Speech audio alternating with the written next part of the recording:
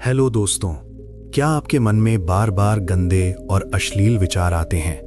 क्या आप उन्हें रोकना चाहते हैं लेकिन सफल नहीं हो पा रहे? आज की इस गौतम बुद्ध की कहानी आपको बताएगी कि मन को शांत और पवित्र कैसे बनाया जा सकता है। ये कहानी आपके सोचने का तरीका बदल सकती है। बहुत समय पहले की बात है। भारत के एक छोटे से गांव में आनंद नाम का एक युवक रहता था। आनंद स्वभाव से बहुत ही शांत और सरल था, लेकिन उसके मन में एक बड़ी परेशानी चल रही थी।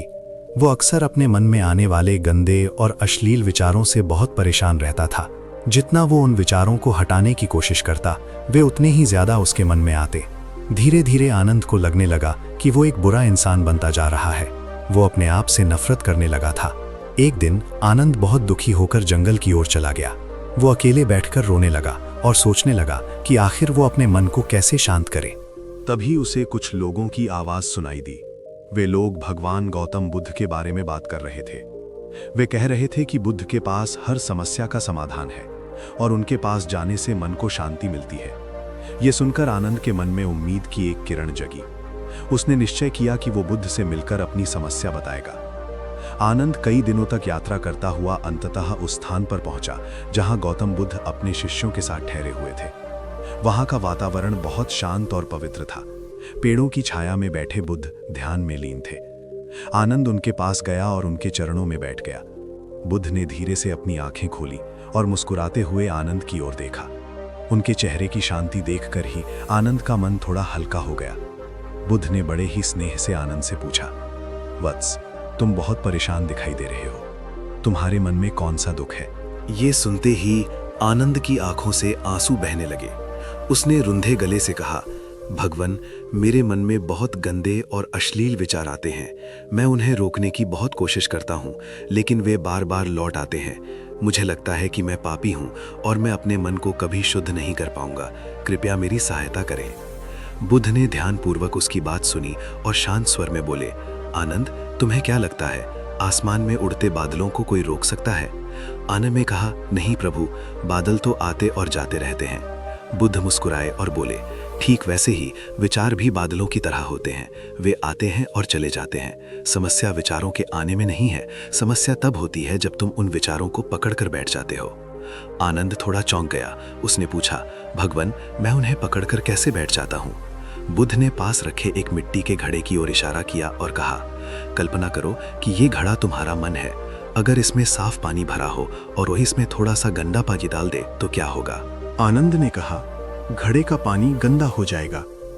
बुद्ध ने कहा, लेकिन अगर उसी घड़े में लगातार साफ पानी डाला जाए तो क्या होगा? आनंद ने उत्तर दिया, धीरे धीरे गंदा पानी बाहर निकल जाएगा और घड़ा फिर से साफ हो जाएगा। बुद्ध ने समझाया, तुम्हारा मन भी ऐसा ही है। जब तुम्हारे मन में गंदे विचार आते हैं तो तुम्हें घबराने की जरूरत नहीं है। तुम्हें अपने मन में अच्छे और पवित्र विचार भरने होंगे। जब तुम ध्यान करोगे, अच्छे कार्य करोगे और सकारात्मक सोच रखोगे तो धीरे धीरे तुम्हारे मन के गंदे विचार अपने आप समाप्त हो जाएंगे।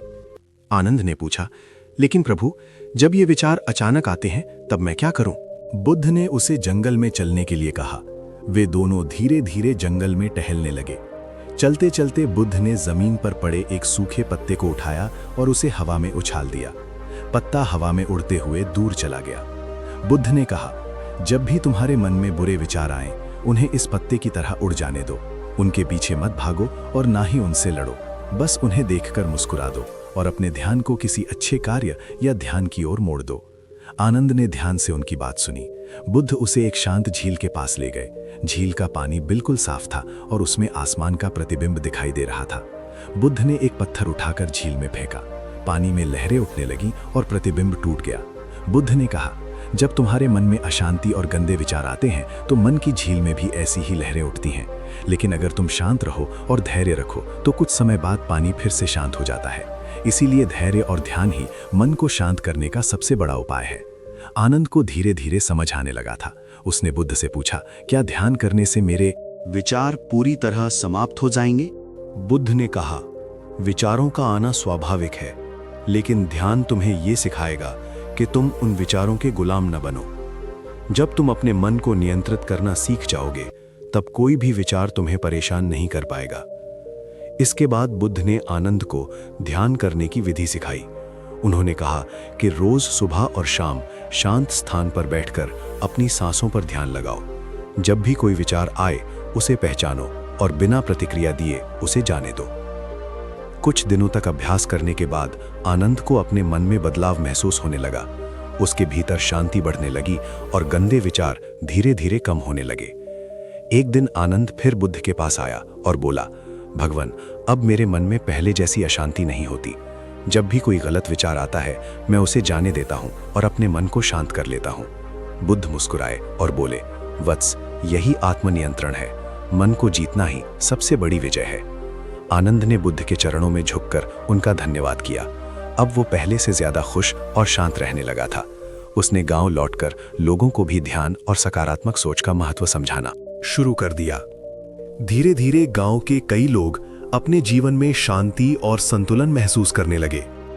आनंद अब पहले से अधिक शांत और आत्मविश्वासी हो गया था, लेकिन उसके मन में अभी भी एक जिज्ञासा थी। वो जानना चाहता था कि क्या जीवन में ऐसा समय भी आएगा जब उसके मन में कोई भी बुरा विचार नहीं आएगा। एक दिन वो फिर गौतम बुद्ध के पास पहुंचा। उस समय बुद्ध अपने शिष्यों को जीवन के रहस्यों के बारे में समझा रहे थे। आनंद चुपचाप बैठकर उनकी बातें सुनने लगा। जब सभा समाप्त हुई तो आनंद बुद्ध के पास गया और विनम्रता से बोला, भगवान, मैंने आपके बताए मार्ग पर चलने की पूरी कोशिश की है। अब मेरे मन में पहले जैसे विचार नहीं आते, लेकिन कभी-कभी अचानक कुछ गलत विचार आ ही जाते हैं। क्या ऐसा कोई तरीका है जिससे ये विचार हमेशा के लिए खत्म हो जाए? बुद्ध ने आनंद की ओर प्रेम से देखा और उसे अपने साथ चलने के लिए कहा। वे दोनों जंगल की ओर निकल पड़े। कुछ दूर चलने के बाद वे एक बगीचे में पहुंचे जहां बहुत सुंदर फूल खिले हुए थे। वहां गुलाब, कमल और चमेली के फूल अपनी खुशबू फैला रहे थे।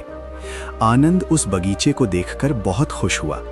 बुद्ध ने आनंद से पूछा, वत्स, तुम्हें यह बगीचा कैसा लगा?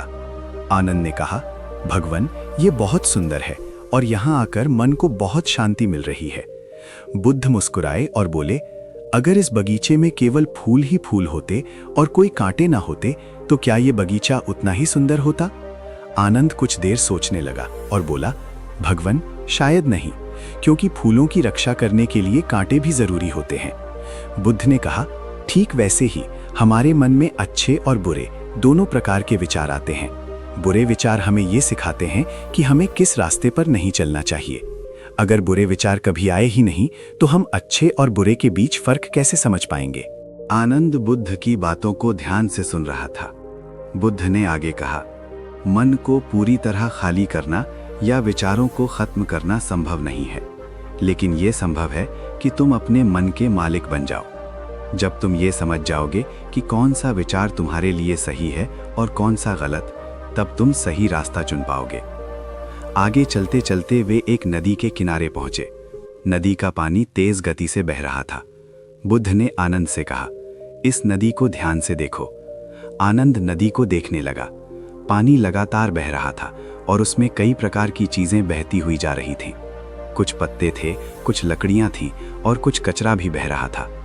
बुद्ध ने कहा, वत्स, ये नदी हमारे मन की तरह है। इसमें हर प्रकार के विचार आते हैं, लेकिन नदी उन चीजों को पकड़ कर नहीं रखती, वो उन्हें अपने साथ बहा ले जाती है। अगर नदी हर चीज को पकड़ कर रखे तो वो गंदी और रुक जाएगी।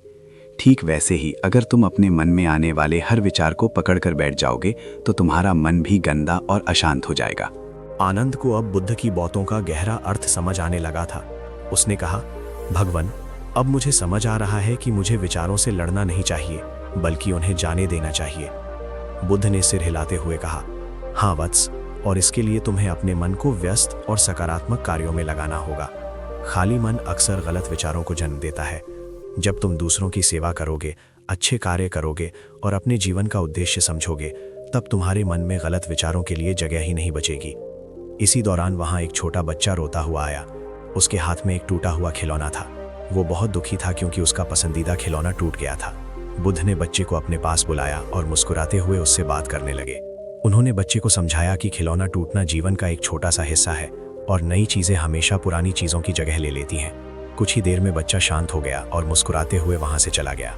बुद्ध ने आनंद की ओर देखते हुए कहा, वत्स, जब मन किसी चीज से बहुत ज्यादा जुड़ जाता है तब दुख और परेशानियां जन्म लेती हैं। गलत विचार भी उसी जुड़ाव का परिणाम होते हैं।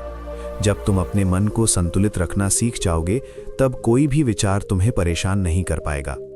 आनंद ने विनम्रता से पूछा, भगवन, मैं अपने मन को संतुलित कैसे रख सकता हूँ? बुद्ध ने कहा, इसके लिए तुम्हें 3 बातों का ध्यान रखना होगा। पहली, अपने विचारों को पहचानो। दूसरी, उन्हें बिना डर और घबराहट के स्वीकार करो। और तीसरी, अपने ध्यान को अच्छे और सकारात्मक कार्यों की ओर मोड़ दो। सूरज धीरे धीरे ढलने लगा था और वातावरण में हल्की ठंडक फैलने लगी थी। बुद्ध और आनंद वापस आश्रम की ओर लौटने लगे। रास्ते में आनंद का मन पहले से कहीं ज्यादा शांत था। उसे लग रहा था कि जैसे उसके अंदर एक नई रोशनी जाग गई है। आश्रम पहुंचकर आनंद ने बुद्ध के चरणों में झुककर कहा, भगवन, आज आपने मुझे जीवन का एक बहुत बड़ा सत्य सिखाया है। अब मुझे समझ आ गया है कि मन को जीतना ही सबसे बड़ी जीत है। बुद्ध ने उसे आशीर्वाद देते हुए कहा, वत्स, याद रखो कि मन को शांत रखना एक दिन का काम नहीं है, ये एक निरंतर अभ्यास है। अगर तुम धैर्य और विश्वास के साथ इस मार्ग पर चलते रहोगे तो तुम्हें सच्ची शांति अवश्य मिलेगी। उस रात आनंद ध्यान में बैठा तो उसे अपने अंदर एक अद्भुत शांति महसूस हुई। पहले जहां उसका मन बेचैन रहता था, अब वहीं स्थिरता और संतुलन दिखाई देने लगा था। उसे महसूस हुआ कि वो धीरे धीरे अपने मन का स्वामी बनता जा रहा था। आनंद ने निश्चय किया कि वो बुद्ध के बताए मार्ग पर हमेशा चलेगा और अपने जीवन को शांति, सेवा और सकारात्मकता से भर देगा। अब उसकी आंखों में डर और चिंता की जगह आत्मविश्वास और संतोष दिखाई देने लगा था। कुछ दिनों बाद आनंद के जीवन में एक नई परीक्षा आने वाली थी। वो अब आश्रम में रहकर बुद्ध के बताए मार्ग पर चल रहा था। उसका मन पहले से काफी शांत हो गया था, लेकिन जीवन हमेशा इंसान की परीक्षा लेता है। एक दिन आश्रम में खबर आई कि पास के गांव में एक बड़ा उत्सव होने वाला था। वहां नाच गाना, रंग बिरंगी सजावट और कई तरह के मनोरंजन के कार्यक्रम होने वाले थे। आश्रम के कई युवा शिष्य उस उत्सव को देखने के लिए उत्साहित हो गए। आनंद के मन में भी उस उत्सव को देखने की इच्छा जागी। उसने सोचा कि इतने दिनों से वो केवल ध्यान और साधना कर रहा है, थोड़ा बाहर घूमने में क्या बुराई है। लेकिन उसके मन में एक डर भी था। उसे लगा कि कहीं वहां जाकर उसके मन में फिर से गलत विचार ना आने लगे। आनंद इस उलझन को लेकर बुद्ध के पास पहुंचा। उसने विनम्रता से कहा, भगवन, पास के गांव में उत्सव हो रहा है। मेरे कुछ मित्र वहां जाना चाहते हैं और मेरा मन भी जाने का कर रहा है, लेकिन मुझे डर है कि कहीं वहां जाकर मेरे मन में फिर से बुरे विचार ना आ जाएं। मुझे क्या करना चाहिए? बुद्ध ने आनंद की ओर शांत नजरों से देखा और बोले, वत्स, अगर कोई व्यक्ति नदी पार करना चाहता है तो उसे पानी में उतरना ही पड़ता है, लेकिन अगर वो सावधानी और संतुलन बनाए रखे तो वो सुरक्षित नदी पार कर सकता है। जीवन भी उसी नदी की तरह है। दुनिया से भागना समाधान नहीं है, बल्कि दुनिया में रहते हुए अपने मन को संतुलित रखना ही सच्ची साधना है। आनंद ने बुद्ध की बात सुनी और थोड़ा आत्मविश्वास महसूस किया। बुद्ध ने आगे कहा, तुम उत्सव में जा सकते हो, लेकिन एक बात याद रखना, वहां जो भी देखो उसे केवल एक दर्शक की तरह देखना। अपने मन को किसी भी चीज से जोड़ने की कोशिश मत करना। अगले दिन आनंद अपने कुछ साथियों के साथ गांव के उत्सव में गया। वहां का माहौल बहुत चकाचौंध भरा था। चारों ओर संगीत बज रहा था, लोग नाच रहे थे, दुकानों पर मिठाइयां और रंग बिरंगी चीजें बिक रही थीं। शुरुआत में आनंद को सब कुछ नया और आकर्षक लगा, लेकिन कुछ देर बाद उसके मन में फिर से कुछ गलत और अशांत करने वाले विचार आने लगे। उसका मन डगमगाने लगा। उसे लगा कि वो फिर से उसी पुराने जाल में फंस रहा है। वो घबरा गया और तुरंत वहां से दूर हटकर एक शांत स्थान पर चला गया। आनंद ने आंखें बंद की और बुद्ध के शब्दों को याद करने लगा। उसने अपनी सांसों पर ध्यान लगाना शुरू किया। कुछ देर बाद उसका मन धीरे धीरे शांत होने लगा। उसे महसूस हुआ कि विचार अभी भी आ रहे हैं, लेकिन अब वे उसे उतना परेशान नहीं कर रहे थे। उसी समय वहां एक वृद्ध साधु बैठे हुए थे। उन्होंने आनंद को देखा और मुस्कुराते हुए पूछा, वत्स, तुम इतने चिंतित क्यों दिखाई दे रहे हो? आनंद ने उन्हें पूरी बात बताई। वृद्ध साधु ने कहा, जब समुद्र में तूफान आता है तो केवल सतह पर लहरें उठती हैं। समुद्र की गहराई हमेशा शांत रहती है। अगर तुम अपने मन की गहराई में उतरना सीख जाओगे तो सतह पर उठने वाली लहरें तुम्हें कभी परेशान नहीं कर पाएंगी। वृद्ध साधु की बात सुनकर आनंद को एक नई प्रेरणा मिली। उसने उत्सव को फिर से देखने का फैसला किया, लेकिन इस बार उसका नजरिया बदल चुका था। अब वो हर चीज को केवल एक दृश्य की तरह देख रहा था। वो लोगों को खुश देखकर मुस्कुरा रहा था, लेकिन उसका मन किसी भी चीज में उलझ नहीं रहा था। कुछ समय बाद आनंद वापस आश्रम लौट आया। वो सीधे बुद्ध के पास गया और उनके चरणों में बैठ गया। उसने कहा, भगवान, आज मैंने आपके बताए मार्ग की सच्चाई को महसूस किया। उत्सव में जाकर मेरे मन में फिर से गलत विचार आए, लेकिन मैंने उनसे लड़ने की बजाय उन्हें जाने दिया। धीरे धीरे मेरा मन शांत हो गया। बुद्ध मुस्कुराए और बोले, वत्स, यही सच्ची साधना है। जीवन में कई प्रकार के आकर्षण और परीक्षाएं आएंगी। अगर तुम हर परिस्थिति में अपने मन को संतुलित रख सको तो कोई भी चीज तुम्हें भटका नहीं सकती। बुद्ध ने आगे कहा, मन एक जंगली घोड़े की तरह होता है। अगर उसे बिना प्रशिक्षण के छोड़ दिया जाए तो वो इंसान को गिरा सकता है, लेकिन अगर उसे धैर्य और प्रेम से प्रशिक्षित किया जाए तो वही घोड़ा इंसान को सही दिशा में ले जाता है। आनंद ने बुद्ध की बातों को अपने हृदय में उतार लिया। अब उसे महसूस होने लगा था कि मन को नियंत्रित करना किसी युद्ध से कम नहीं है, लेकिन ये युद्ध बाहरी दुनिया से नहीं बल्कि अपने भीतर से लड़ा जाता है। उस दिन के बाद आनंद ने अपने अभ्यास को और मजबूत कर दिया। वो रोज ध्यान करता, दूसरों की सेवा करता और अपने मन को हर समय जागरूक रखने की कोशिश करता। धीरे धीरे उसकी आंखों में एक अलग ही चमक आने लगी थी। लोग उसके पास आकर अपने दुख और परेशानियां बताने लगे और आनंद उन्हें बुद्ध के बताए मार्ग पर चलने की सलाह देने लगा।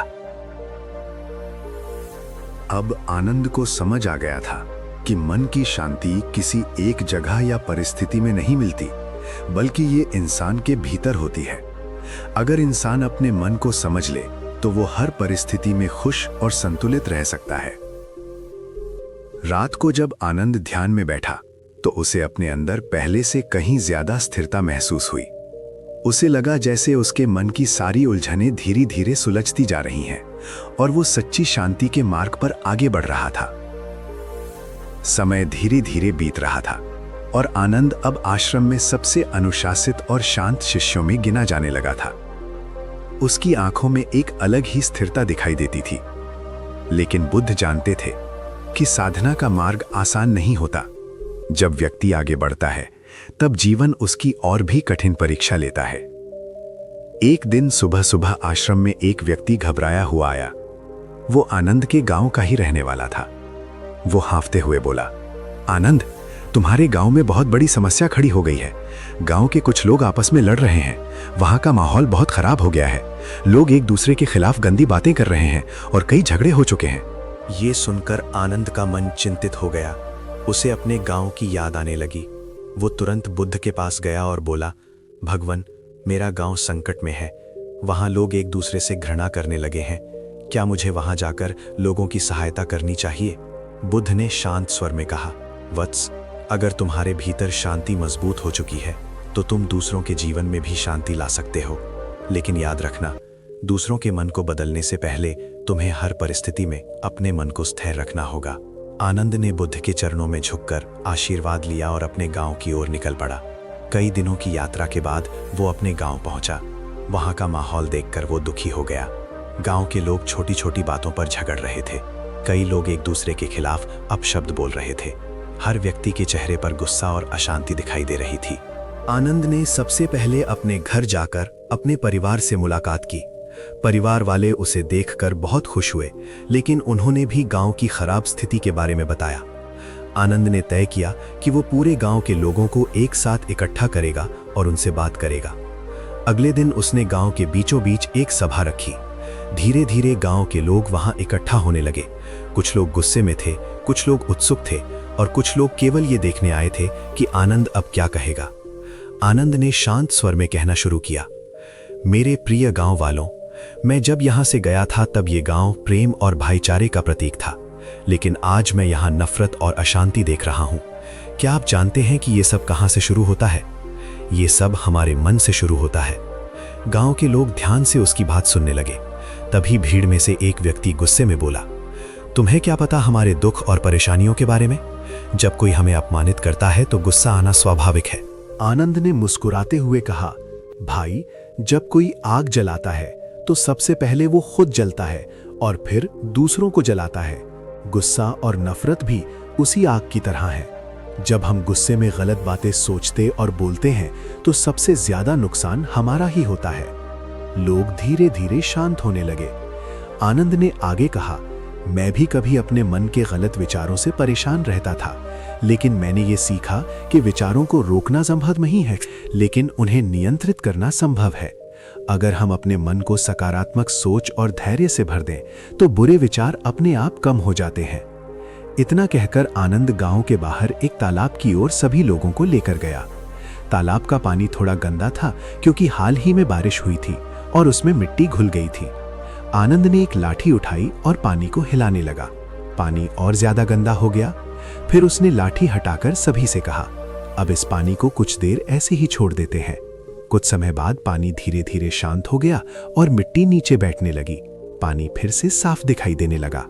आनंद ने कहा, ये तालाब हमारे मन की तरह है। जब हम बार बार गुस्सा करते हैं और बुरी बातें सोचते हैं तो मन और ज्यादा अशांत हो जाता है, लेकिन अगर हम धैर्य रखें और अपने मन को शांत रहने दें तो अशांति अपने आप खत्म हो जाती है। गांव के लोग अब उसकी बातों को समझने लगे थे। कई लोगों की आंखों में शर्म और पछतावा दिखाई दे रहा था। तभी दो ऐसे व्यक्ति आगे आए जो लंबे समय से आपस में झगड़ रहे थे। वे दोनों चुपचाप खड़े रहे और फिर एक दूसरे से माफी मांग ली। ये देखकर पूरे गांव में एक नई उम्मीद जागने लगी। आनंद ने गांव के लोगों को ध्यान करना सिखाया। उसने उन्हें बताया कि जब भी उनके मन में गुस्सा या गलत विचार आए तो वे कुछ समय के लिए आंखें बंद करके अपनी सांसों पर ध्यान लगाएं। धीरे धीरे गांव के लोग इस अभ्यास को अपनाने लगे। कुछ ही दिनों में गांव का माहौल बदलने लगा। जहां पहले झगड़े होते थे वहां अब लोग एक दूसरे की मदद करने लगे थे। गांव में फिर से प्रेम और शांति लौटने लगी थी। कुछ समय बाद आनंद वापस आश्रम लौट आया।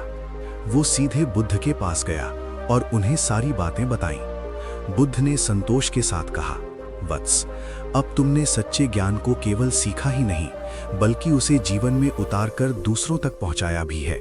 यही सच्ची साधना है। आनंद के चेहरे पर गहरी शांति थी। उसने महसूस किया कि जब इंसान अपने मन को जीत लेता है तो वो केवल खुद का ही नहीं बल्कि पूरे समाज का जीवन बदल सकता है। अब उसका मन पहले से कहीं ज्यादा मजबूत और संतुलित हो चुका था। उसे महसूस होने लगा था कि वो धीरे धीरे उस मार्ग पर आगे बढ़ रहा है जहां सच्ची शांति और आत्मज्ञान की रोशनी उसका इंतजार कर रही थी। आनंद के गांव में शांति स्थापित करने के बाद उसकी ख्याति दूर दूर तक फैलने लगी थी। लोग उसे एक ज्ञानी और शांत व्यक्ति के रूप में देखने लगे थे, लेकिन आनंद के मन में अब भी विनम्रता थी। वो हमेशा खुद को बुद्ध का एक साधारण शिष्य ही मानता था। गांव से लौटने के बाद वो फिर से आश्रम में अपनी साधना और सेवा में लग गया। एक दिन आश्रम में एक धनी व्यापारी आया। उसका नाम सेठ वर्धन था। वो बहुत परेशान और चिंतित दिखाई दे रहा था। उसके साथ कई सेवक भी थे, लेकिन उसके चेहरे पर संतोष बिल्कुल नहीं था। उसने बुद्ध के सामने झुककर कहा, भगवान, मेरे पास धन दौलत, बड़ा व्यापार और सम्मान सब कुछ है, लेकिन मेरा मन हमेशा गंदे और गलत विचारों से भरा रहता है। मैं रात भर सो नहीं पाता और हमेशा अशांत रहता हूँ। कृपया मुझे शांति का मार्ग दिखाइए। बुद्ध ने शांत स्वर में कहा, वर्धन, तुम्हारे प्रश्न का उत्तर आनंद तुम्हें देगा। ये सुनकर सेठ थोड़ा हैरान हुआ, लेकिन वो आनंद के पास चला गया। आनंद ने उसे सम्मान के साथ बैठाया और उसकी परेशानी ध्यान से सुनी। सेठ वर्धन बोला, मैं हर समय डर और लालच में घिरा रहता हूँ। मुझे लगता है कि कोई मेरा धन छीन लेगा।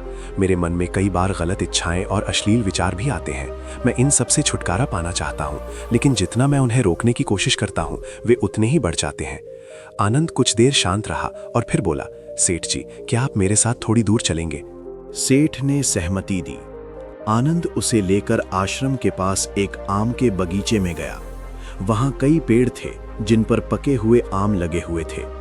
आनंद ने एक पेड़ की ओर इशारा करते हुए पूछा, सेठ जी, अगर इस पेड़ पर हजारों आम लगे हों तो क्या ये पेड़ हर आम को अपने पास हमेशा के लिए संभाल कर रख सकता है? सेठ ने कहा, नहीं, जब आम पक जाते हैं तो वे गिर जाते हैं या लोग उन्हें तोड़ लेते हैं। आनंद मुस्कुराया और बोला, ठीक वैसे ही इच्छाएं भी आम की तरह होती हैं।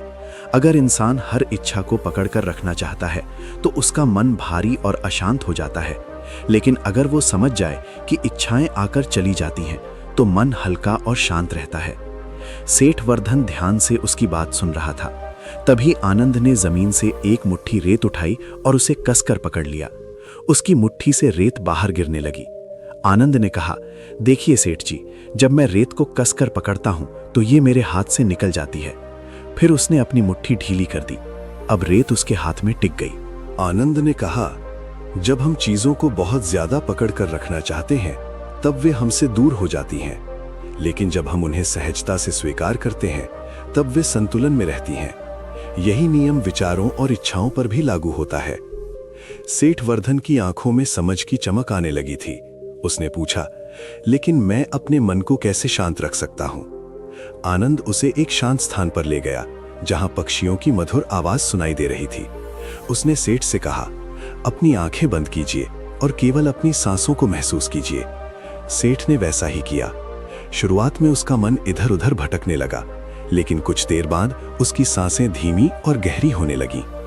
कुछ समय बाद आनंद ने कहा, सेठ जी, जब भी आपके मन में गलत विचार आए तो उनसे लड़ने की कोशिश मत कीजिए, बस उन्हें पहचानिए और अपनी सांसों पर ध्यान लगाइए।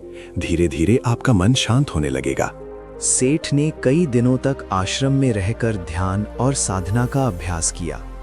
उसने पहली बार अपने जीवन में सच्ची शांति महसूस की। एक दिन वो आनंद के पास आया और बोला, आनंद, मैंने अपने जीवन में बहुत धन कमाया, लेकिन आज मुझे समझ आया कि असली संपत्ति मन की शांति होती है। आनंद ने मुस्कुराते हुए कहा, सेठ जी, जब मन शांत होता है तभी इंसान सही निर्णय ले पाता है और सच्ची खुशी महसूस करता है। सेठ वर्धन ने आश्रम में रहकर सेवा करने का निर्णय लिया। उसने अपने धन का एक हिस्सा गरीब और जरूरतमंद लोगों की सहायता में लगाने का संकल्प लिया। धीरे धीरे उसका स्वभाव बदलने लगा और वो पहले से अधिक संतुष्ट रहने लगा। ये सब देखकर आनंद के मन में गहरी खुशी हुई। वो बुद्ध के पास गया और बोला, भगवान, आज मुझे समझ आ गया कि जब इंसान अपने मन को जीत लेता है तो वो दूसरों के जीवन में भी प्रकाश फैला सकता है। बुद्ध ने आनंद को आशीर्वाद देते हुए कहा, वत्स, तुम सही मार्ग पर चल रहे हो। याद रखो, मन को शुद्ध करना जीवन भर का अभ्यास है। जब इंसान अपने मन को समझ लेता है तो संसार की कोई भी बुराई उसे विचलित नहीं कर सकती। उस रात आनंद जब ध्यान में बैठा तो उसे अपने अंदर एक गहरी स्थिरता महसूस हुई। अब उसके मन में डर, लालच और अशांति की जगह करुणा, संतोष और प्रेम ने ले ली थी। उसे महसूस हुआ कि वो धीरे धीरे उस अवस्था के करीब पहुंच रहा है जहां मन पूरी तरह शांत और मुक्त हो जाता है। समय बीतता गया और आनंद की साधना दिन ब दिन गहरी होती जा रही थी। आश्रम में आने वाले लोग अब उससे अपने जीवन की समस्याओं का समाधान पूछने लगे थे। आनंद हर किसी को धैर्य और शांति से समझाता था, लेकिन वो हमेशा ये कहता था कि सच्चा मार्ग केवल बुद्ध का ही है और वही सबसे बड़े गुरु हैं। एक दिन आश्रम में एक युवा सैनिक आया। उसका नाम वीरेंद्र था। वो शरीर से बहुत मजबूत था, लेकिन उसके चेहरे पर बेचैनी साफ दिखाई दे रही थी। वो बुद्ध के सामने झुककर बोला, भगवान, मैं युद्ध में कई बार गया हूं। मैंने अपने शत्रुओं को हराया है, लेकिन मैं अपने मन को नहीं हरा पा रहा हूं। मेरे मन में हमेशा हिंसा, क्रोध और गलत विचार चलते रहते हैं। मैं इन विचारों से बहुत परेशान हो चुका हूं। बुद्ध ने शांत स्वर में कहा, वीरेंद्र, तुम्हें अपने प्रश्न का उत्तर आनंद देगा। सैनिक तुरंत आनंद के पास गया। उसने अपनी पूरी कहानी बताई कि कैसे युद्ध के दौरान उसके मन में नफरत और हिंसा भर गई थी और अब वो उन विचारों से मुक्त नहीं हो पा रहा था। आनंद ने उसकी बात ध्यान से सुनी और बोला, वीरेंद्र, क्या तुम मेरे साथ थोड़ी दूर चल सकते हो? सैनिक ने हाँ कह दी। आनंद उसे लेकर आश्रम के पीछे एक पुराने बरगद के पेड़ के पास पहुंचा। वो पेड़ बहुत विशाल और मजबूत था। उसकी जड़ें जमीन में गहराई तक फैली हुई थीं। आनंद ने सैनिक से पूछा, क्या तुम्हें लगता है कि ये पेड़ तेज तूफान में गिर सकता है? सैनिक ने पेड़ को ध्यान से देखा और बोला, नहीं, इसकी जड़ें बहुत मजबूत हैं, इसलिए ये तूफान में भी खड़ा रह सकता है। आनंद ने कहा, ठीक वैसे ही अगर इंसान के मन की जड़ें धैर्य, करुणा और समझ में गहरी हों तो कोई भी बुरा विचार उसे गिरा नहीं सकता। लेकिन अगर मन कमजोर हो तो छोटी सी परेशानी भी इंसान को गिरा सकती है। वीरेंद्र ध्यान से उसकी बात सुन रहा था।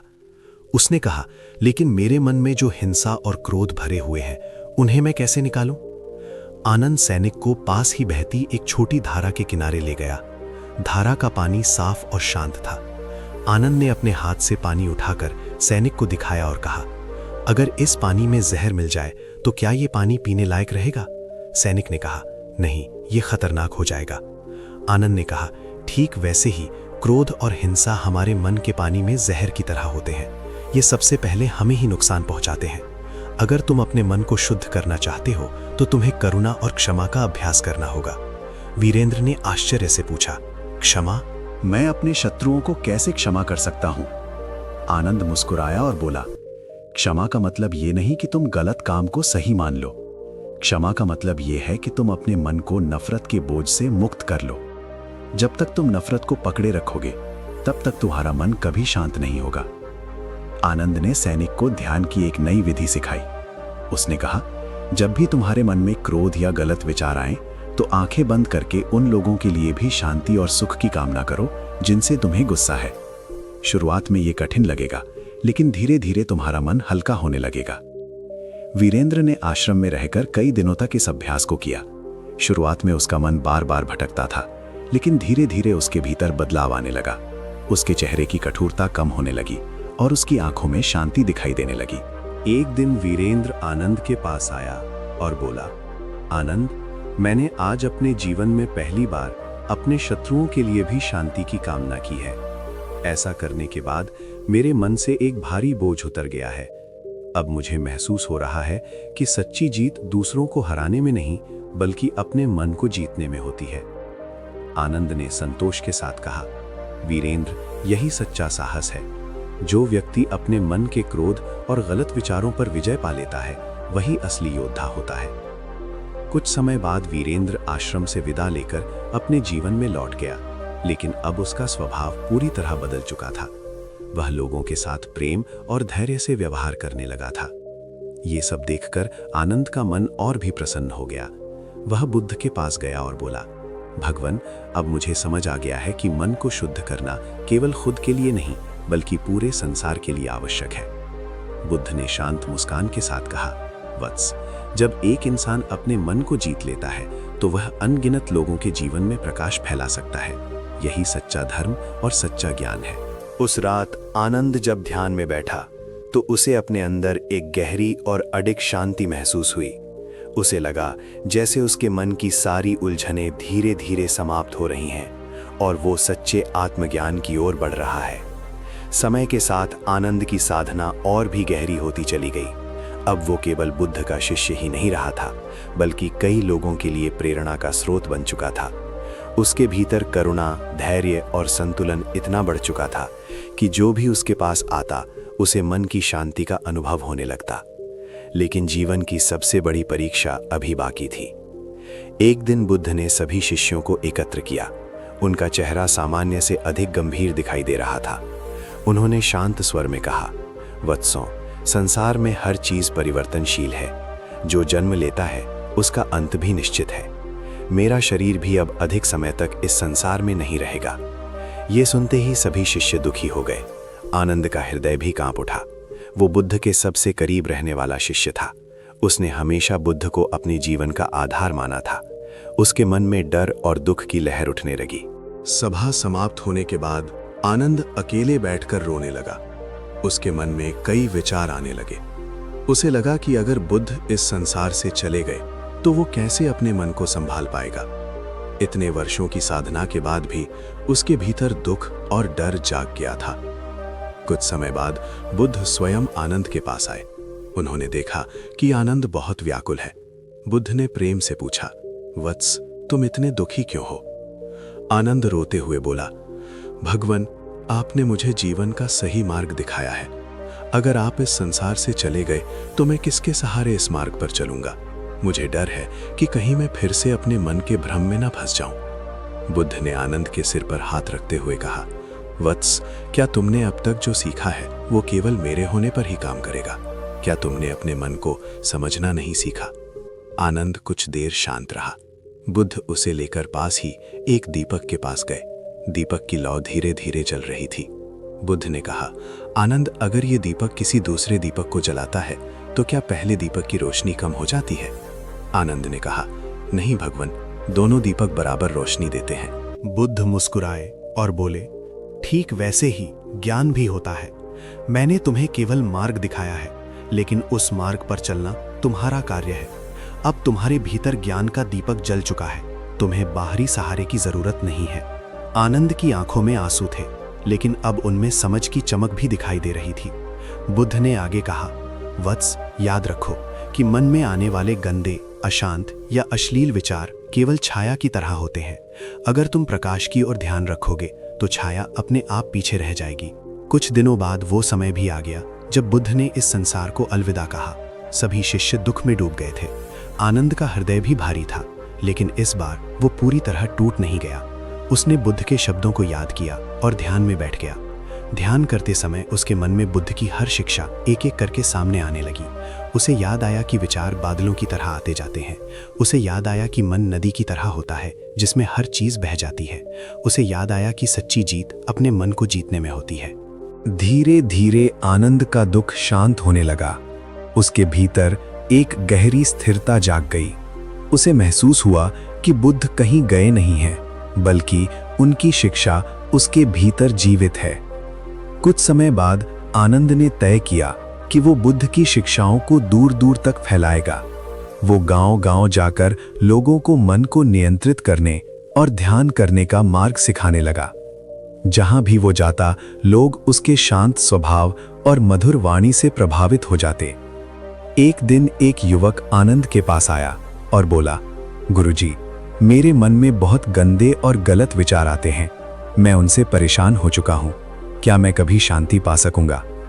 आनंद मुस्कुराया, क्योंकि उसे अपने पुराने दिनों की याद आ गई।